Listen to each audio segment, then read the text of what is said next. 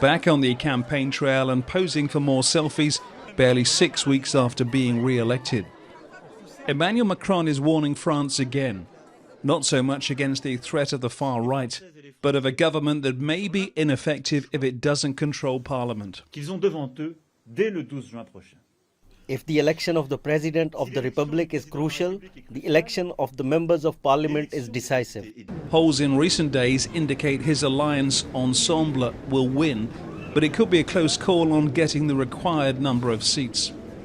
He may have retained the presidency, but there's been no honeymoon period for Emmanuel Macron. Food and energy prices, they're still rising. The treatment of fans at the Champions League final has dented France's image, and there's been severe criticism of his communication with Moscow and his comments about Russia. Primarily his belief that world powers shouldn't, as he puts it, humiliate Russia over the Ukraine conflict. Some issues are of his own making. He was challenged this week while campaigning in the south and asked why he'd appointed as ministers 2 men accused of rape. He replied by speaking of the presumption of innocence. Domestically, he's in a strange position of being unpopular with many both on the right and left of politics. Macron has realized that part of its electorate, which was from the left, had deserted him. So he wanted to catch the moderate right-wing vote and succeeded.